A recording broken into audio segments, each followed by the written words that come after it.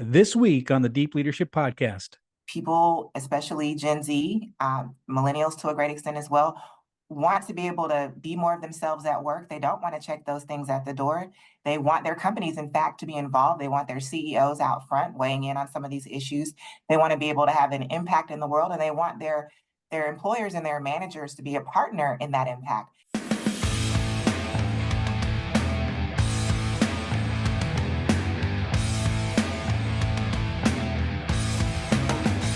This episode is brought to you by the Salty Sailor Coffee Company, the official coffee of the Deep Leadership Podcast. Salty Sailor is a veteran-owned coffee brand on a mission to deliver premium, fresh roasted coffee while making a positive impact in the world. Their motto is drink coffee and do good, which reflects their commitment to making amazing coffee and actively supporting the military community.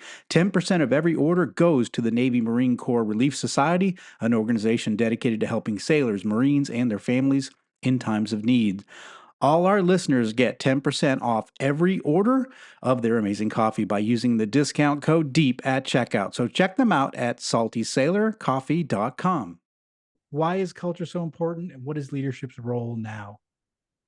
Sure. So, John, the things you mentioned, AI, technological advancements, the pandemic was something that none of us had seen in our lifetime until that happened, and workforce dynamics, so many things changing. But one thing we know for sure in business and as leaders is things will always be changing. So that's something we can expect. But the real difference for leaders now with these changes is an absolute necessary focus on your people in a way that hasn't been true necessarily in organizations in the past. So in the past, there was really this idea that you check your personal opinions and ideas about things happening in society at the door. You come in to do your job, you focus on that job, you collect your paycheck, and you go home. What has changed now is that people are still obviously coming to work to collect a paycheck, but they also, many of them want to do much more than that. They want to have an impact in the world. So what that means for leaders in response specifically to your question is, as leaders, we're not just managing working humans anymore. We're having to manage whole humans. And that means the data is important. The strategy of the business, that's important. Goals are important. Feedback is important. But it doesn't just stop there. Now leaders are not just business leaders, but they're also community leaders in a way within the workplace. And they really have to focus on this whole human to be successful. Elena, anything you would add there? I would say that as Felicia and I noticed this new expectation of needing to manage whole humans versus working humans, we reflected ourselves that we weren't necessarily taught in our business education on how to manage whole humans. That is a skill set in and of itself. And so in our research, we went and we looked at a few different industries where people actually are taught to manage whole humans. We noticed that in the theological industry and in the community organizing kind of focus area for career tracks, people do receive focused education. And so part of our research was pulling out what are they learning on managing whole humans and how can we translate that into a field guide for managers in the corporate setting to do a quick tune-up on how to manage whole humans. We weren't taught this. I'm really glad you bring it up because I get a chance to speak to graduate students a lot, and I was teaching at a pretty prestigious school to their international MBA program. It was their last course, their capstone course, and I came in and did a whole day on leadership. And I just asked, I said, like, how many courses have you had on leadership, in this, in your journey, in your MBA journey? And one of the students said, "You're the first one." And I And was that like, was capstone. wait a second. This is the most important thing that you have to know. You're going to be leading humans trying to do really difficult things. And yet you've learned accounting and marketing and sales and operations and ethics and the legal side of business, but we haven't learned about the people side of business, which is essentially. John, even what we noticed is there are more and more leadership courses in MBA curricula, but oftentimes they're still focused on managing working humans, how to run a performance review and give feedback on work. But now managers are being expected to have discussions about the emerging contemporary issues of today, of how to navigate people with vastly different political or social beliefs. And they're bringing those to the workplace. And so even leadership of the business, the working human is different than leadership of the whole human. Okay, well, we barely got the working human part down, and so you're saying you're saying now we're switching it to the whole human. Oh my goodness! So we're vastly unprepared for this, right? Is that what you're saying generally? Well, What? yeah, we're saying that this is hard. And Mm, what Felicia and I noticed and wanted to do was, instead of people throwing their hands up and saying, I'm just not naturally good at this, that this is a skill. And we wanted to break this down into something where all people can start. And so that's where the research, yes, it found out that this is an insurmountable challenge that we'll all be navigating for our entire careers, but that's not a reason to not try. And so in the research, we did find, really trying to make it quite practical, 7 skills that are necessary to manage whole humans, because it is so intimidating and we don't want to throw our hands up. This is our shared work, and we can do something about it. Well, I love this, and I love the fact that you've gone outside of traditional, business to look for places where, where you've had to, manage, where people are doing a really good job, leading the whole human. So, can you give us some of that feedback, or some of your learnings, and or maybe some of those 7 key points, so that we can sort of get a handle on this? Because I think as soon as you say 1 or 2, we're going to go, that makes so much sense, I would imagine. So, give us a Sure. sense of what those are. Yeah, I'll start us here. I'll talk about the one that was most surprising for us, which is the skill of forgiveness, Mm, which in talking with community leaders and leaders from the faith community, we learned is absolutely necessary in the work they do, because they're accustomed to having conversations where individual values are at the center of those conversations. And when we have values, there's a mindset and there are behaviors attached to those values, but also expectations. And often when conflict happens, it's because someone had an expectation based on their values and someone did something counter to those expectations because they had different values. Because previously in the workplace, people were checking opinions and conversations not related to work at the door, we didn't really have an issue with that.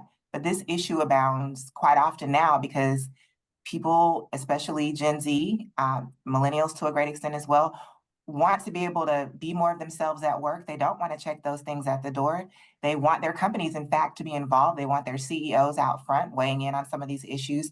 They want to be able to have an impact in the world, and they want their employers and their managers to be a partner in that impact. So inevitably, in having these conversations, or at least creating space in workplaces for these conversations, or even in doing the work the way that people want to be spoken to and managed and have things communicated, all of that today in this context means that those values come to bear and mistakes will be made. And so we need to get better at forgiveness for when people make those mistakes. We need to be able to show grace and not hold offense.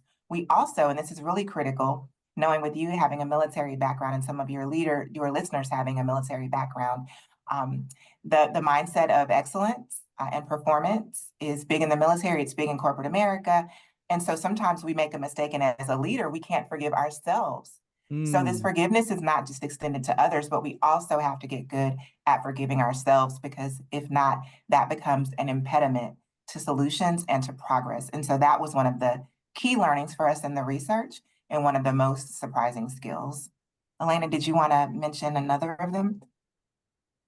The other 6 skills that we noticed, just to offer a little bit of, to complement Felicia's overview of that surprising skill of forgiveness, listening, communicating, persuasion, decision architecture, knowing how to make a good decision, representing others. When today's leaders need to be able to speak about people who are not in the room. And then we mentioned forgiveness, and then what we called almost a super skill is empathy. I know there's been so much discussion around empathy in the business world, but we really saw it as kind of the key unlock for a lot of those other skills as well. What's interesting about some of these skills is, is that a lot of them, we were talking about earlier, we don't necessarily learn them in business school, or we don't learn them, but we learn them from our parents, or we learn them from like our mentors, and listen, proper communication, empathy. These things are we do have places where we learn these things, but they're typically not in traditional leadership courses or in typical like an MBA program or a business leadership program. But so how can people develop these skills, or what's the right approach if they say, look, I recognize there's a shift happening. We have a younger workforce. They definitely want to be, they want to bring their whole selves to work. I want that in my organization. How do you begin, like if you're a Gen Xer like me that grew up in a different time, how do you begin to say, okay, this makes sense? How do I begin to launch some of these things in my organization? Elena, you want to speak to this? Sure. What we would say is find a partner. A lot of this work feels scary because it feels like you have to do it and kind of become a perfect graduate of these 7 skills before you go into the workplace to try them. But actually what we found in talking to people who are doing this well, or we also feature several vignettes in our book of people who are learning this, is that they're quite forthcoming about this. We clam up when we try to do it alone. And so we're all trying this. And interestingly, I know that the company where Felicia and I work, we do a study called the Trust at Work study.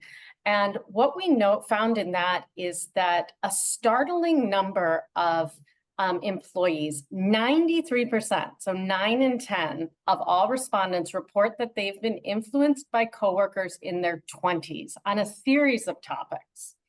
So again, I just want to emphasize that stat because it took me a while to even grasp how remarkable this is. It's not that you have to be in Gen Z. It's that 93 of all workers responding to this survey said that they are influenced by the coworkers in their 20s on a series of topics, which means that we really need to leverage the power of Gen Z, your youngest colleagues, in leading this kind of workplace reset, this understanding, this development of powerful workplace cultures. We're watching their expectations, and in many ways, they're leading the charge of this evolved expectations of the workplace. And so I think that we also not just can find a partner that perhaps is in a similar position in their career as ours, but also partner up with someone in the Gen Z cohort to understand some of the motivations and drivers of their expectations of the workplace. Felicia, what would you add? Yes, John, I would say another key is genuine interest in your people. In business and in leadership, quite often, we are interested in people, but conversations, the opening of conversations that include the casual talk are really to facilitate a quick rapport so we can get on to business. But I would say it makes a phenomenal difference, especially in this context today, because of the influence that Elena was just talking about. If we take a genuine interest in our people, what makes them tick, what their values are, what they think about outside of work, why they're at our organization, why they're on our team. It's been astonishing to me working with our clients and even working with our own team and our direct reports, how just asking someone, where do you see yourself going with your career? Why did you want to work on this project? And what are you hoping to get out of it? Some people in their annual reviews that we've done, or even when they have found a new opportunity and are leaving the organization, bring up those questions and conversations as something that impacted them because nobody ever took the time to ask before that. Isn't that astonishing to think about? Just a few simple questions and taking a genuine interest makes that much of an impact on people. It really does. I mean, again, we were talking about earlier before I press record, people they want to know that their boss cares. We were talking about names. They want to know that their name and you have interest in them. You have you're genuinely interested in them as a person. I think that's something that, when I was in corporate, a lot of my businesses I ran did extremely well. And I remember a lot of my peers were like, what are you doing differently? Like, how are you getting the performance you're getting? And I was like, I don't know. Because I couldn't figure it out, but I was doing a lot of things you're talking about, which was like, I spent a lot of time on the shop floor. Because of my background in the military, I was on submarines. And so I was used to being very close with the people I worked with and being, and so I hated being in my office. I preferred being on the shop floor, getting to know my people, letting them get to know me. What were my hopes and desires for the business? What were their hopes and desires in their careers? And so we built this rapport. And as we did that, we connected better in the business became better because they felt like I cared, and I Mhm. did. But I mean, but not only did I care, but they felt like I cared because I was present Mhm. and I was interested in them. And so, and they hadn't had bosses do that before. So I think, and it was hard to put that in words when my peers said, "What are you doing differently?" And I'm like, I don't really know. I couldn't really put it in words. I can now later on looking back, but at the time I didn't know what I was doing differently. I was just doing what I learned in the military, which was get to know your people, right? Because these are Mhm. really important. These sailors, right? My life or death, matter. These sailors matter to my life and death, right? And so I've always felt that way with my employees as well. So it's something I kind of learned in the military, but it seems like we don't do it enough in business. One of the things that you talked about that I thought was interesting is no, I can't remember. We hit so many topics there, so I lost my way. But no, I just the idea of young people. So one of the things, I have a lot of 20 somethings in my business, and what I was going to say is I've heard the term reverse mentoring, where like an older Mhm. executive would actually get with a 20-year-old and say, what do you see happening and what have you. And Yes. I get a lot of energy from the 20-year-olds in my company. They're they haven't seen much of the world. They're not kind of worn down by life's journey. Like I think, as I'm 57, I've had a lot of experiences in my life, and I think it kind of wears you down a little bit. And so it's kind of fun to see the optimism and the excitement and the energy and the like. We run a small company, and I have one of my employees like, "Oh, I can't believe we're going to be so successful. All the things we're doing, we're going to grow, we're going to be great." And I'm like, okay, so he's getting me fired up, right? I'm like, I'm supposed to be the leader, but I'm like, I'm fired up. Let's go, So Yeah. I think it is fun to, to not get sucked into like, oh, these young people, what do they know? Instead, just the other side of it is like they know a lot, and they're bringing so much to the workplace that we haven't seen before. And I love it. So I absolutely love it. So let's kind of turn a little bit into, okay, you've told us a little bit about like why we need to do this and some of the skills that are needed, but how do you put this into a culture? See, culture is kind of interesting, sort of. It's like it's the norms of how we do business. And how do we bring that attitude of treating everyone as a whole person into a culture? How do we create a culture like that? Sure. Elena, you want to start us here? Sure. I think the key thing to always keep in mind when designing a culture is that behaviors and values are not business assets unless they ladder up to strategy. So Hmm. any conversation about culture is really one around business strategy. You don't go around choosing which behaviors sound good. Like a lot of companies will say collaboration and courage and candor. Those only will be valuable in terms of eliciting the business results that are needed if they make sense given the drivers of your business strategy. So I just always want to orient any conversation about how to build a culture as a strategy discussion. But Felicia, do you want to get down to some of the brass tacks? And we're happy to share some examples too. Sure. So as Elena said, really identifying the values of the organization is critical. Also, understanding the behaviors that advance those values and the strategy. What's really important here, John, is sometimes organizations will declare a particular set of values and behaviors, but there is a disconnect between what is declared and what is done on a daily basis. And whatever is done on a daily basis is actually the values and the behaviors. So if leaders of an organization want these values and they're constantly seeing that the behaviors that are happening within the organization or the results of the strategy don't reflect those values that were defined, then that means there is a disconnect. And so we either need to change to match what we're actually doing, or we need to go back and understand and diagnose why we're not fulfilling the values and the behaviors that we talked about.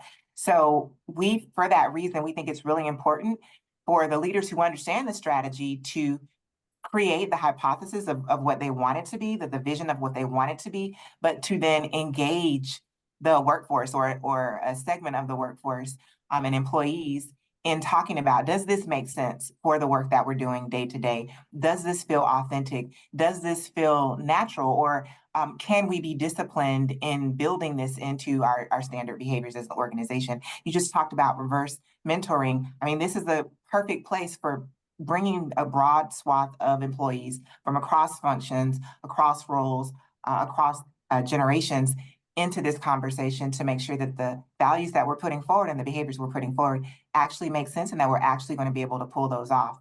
And the one other thing that I'll say is these are things that should be measurable. They're absolutely measurable, and they're tools, and we can talk more about this later if you want to. They're tools for also bringing it down to an individual level, because that's the other failure that can happen, John, is these get established and we talk about it up here as an organization, but we don't get down to day how this integrates into and drives your work.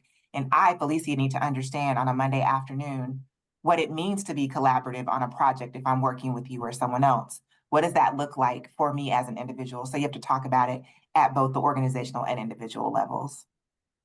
Yeah, that makes so much sense, because I see a lot of times where we have, corporate sort of saying we're going to have these values, and sort of at a local operation, it's just the opposite. Like Exactly. you have a toxic boss, and you're like, then and it's really discouraging when you're an employee in a company like that. Because I was in one of those companies, which is why I ended up leaving corporate life. I was like, here was the people in charge were saying all these great things, and I'm in a location where there was zero engagement and complete apathy and frustration, and I was like, oh shoot, like it was like a toxic environment. But the top was talking about how great we were going to be, so we didn't execute all the way down to that individual level, like you're saying, and that's a big problem I see when your actions don't match your words. I think you really, it's like doubly discouraging when that And happens. that is, John, that's such a important reminder to anyone in a leadership position of actually knowing the sentiment of workers at various segments of the enterprise. The same study I mentioned previously, the Trust at Work data, showed that oftentimes there's maybe 20 plus point difference between what an executive perceives their company as performing on a certain cultural attribute and then the deskless worker. The deskless worker not being about whether you're remote or hybrid, but whether your job doesn't have a desk. These are oftentimes manufacturing employees or frontline workers.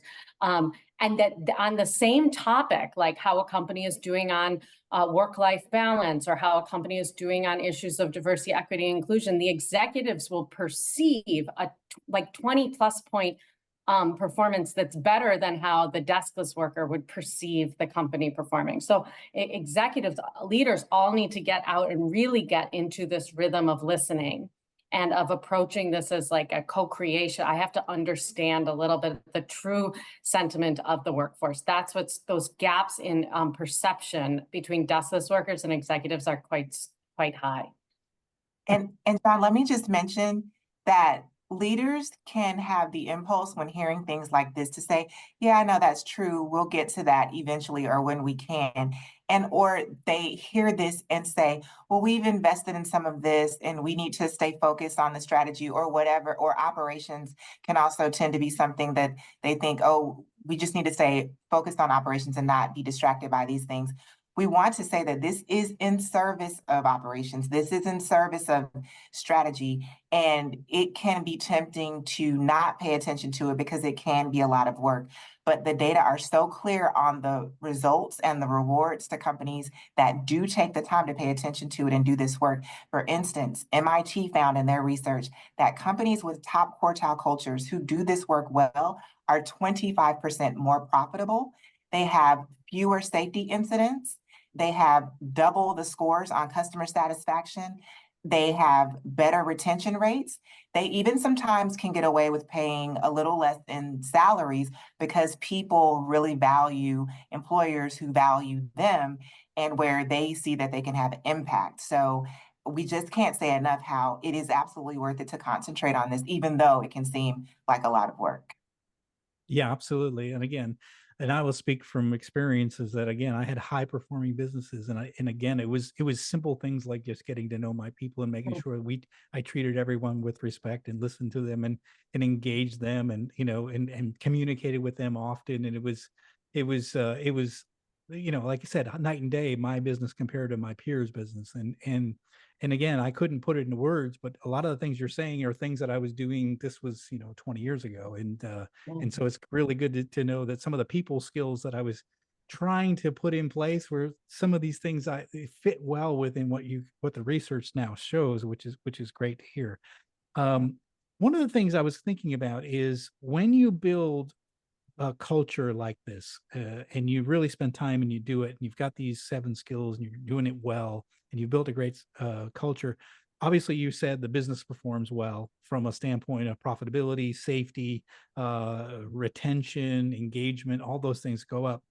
What about when big changes happen? Because right now we're in a time of constant change. So there's going to be acquisitions, there's going to be technology shifts, there's going to be, I used to talk about, we used to do like one project a year when I was in corporate. Well, now the projects are coming 2 or 3 a year, and so it's coming fast and furious.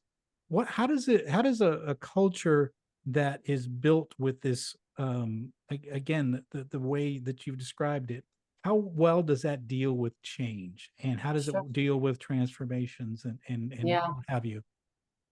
John, we're in a state right now where we are seeing so many companies going through a reduction in force because reorganizations are a part of where we are in this kind of transformation life cycle right now. And as companies reorganize, I think it's actually really interesting to look at how companies can manage something as serious as a reduction in force with these principles top of mind. So I'll give you an example. If a company were going through layoff communications and managing this message to kind of working humans, they might talk about how this was a business decision, full stop, and that would be their messaging. But if you're messaging that same really difficult decision to part ways with some colleagues, and you are messaging this to whole humans, you would think, we've seen really it work well to talk about those who were impacted in terms of these are the things we're doing to support them during this transition, to acknowledge that those who are not impacted will have experiences or feelings of survivor guilt, and then to really focus on providing those who are unimpacted, who are still at the company, with a certainty anchor, something that they collectively can focus on to reorient towards the business, because this is a business decision. And a lot of those 7 skills doesn't mean don't talk about business. Felicia and I are proud that we talk about business so much with our teams, but we try to keep, again, if we're coaching a client through a situation such as a reduction in force, of providing a certainty anchor, like let's focus on the business. Let's understand more about how the financial organization operates, how we're going to refocus, and the new operating model will support a more profitable business. That's a certainty anchor. So those 3 touch points of going through a transformational moment, like a reduction in force, by talking about what the support you're providing for those who are impacted, acknowledging survivor guilt, and then providing a certainty anchor that's really laser focused on turning the business, operating in this new model and advancing business success. Those are ways of managing something through this whole human lens. Felicia, what would you add? Sure. So, John, I really like Elena's very specific example of how we manage through change in doing this work. I want to go zoom out and talk about what happens when this is done well is that you create trust. And trust is a buffer during times of change. And without trust, you don't have that buffer. You don't have any equity with your employees. So what trust enables is people to follow you through the unknown. And that is what is so intimidating and what can create so much fear and paralysis in the face of change is, I know where I am now. We know where we are now. And even if we don't like where we are now, it's still known. And something being known allows for some level of control or perceived control, which is very comforting for employees and people in general. We like to understand things. We like to have clarity. We like to have control. As soon as we start talking about change, there's the unknown. There's a sense of loss of control. But if we have trust, then people are willing to follow you through that period of the unknown to the new certainty that Elena is talking about. you can't get to the certainty oftentimes if they don't even trust you enough to follow because you haven't done certain things prior. So that's why this is so critical, because it creates that trust that gives you that relationship equity and that buffer in the midst of that change. I I cannot speak to how important this issue is, the idea of trust. And the other thing is you can't build trust at the moment you're about to make a shift and change. No. That trust is something you've got to build over time, right? So that when Exactly. it does happen, right, and it will happen, you will go through a crisis, we'll go through a tough time. And so I love that you say that trust is a buffer, and people are willing to follow you through the unknown if you've built up that trust, if they've seen you in times in the past and how you acted, and they trust that you're going to do the right thing. And so we get the benefit of the doubt if we've Mhm. built up that trust. But you can't do that, a week before you're about to make a bad announcement, right? Yeah, It's got but to be done every day. trust is something we give. I mean, Yeah. you feel if you trust someone, they will trust you. There's this reciprocity at play. And so a lot of times when we're looking at a situation or a relationship where it feels like there isn't trust, it oftentimes might start with us questioning, do we even trust them? And so there's a role that we can all play in building this reciprocity that's core to trust. This has been such a fantastic conversation, and I apologize to both of you because I wrote questions and I had a script and I went way off it, and you handled every curveball perfectly, and I love it. It was such a great discussion. What final message would you like to leave with our listeners about this really important topic? I would say don't confuse small with insignificant when it comes to culture change. It can feel overwhelming, but sometimes small changes really start to feel big within this vast journey that we're on in managing whole humans. Felicia, what would you add?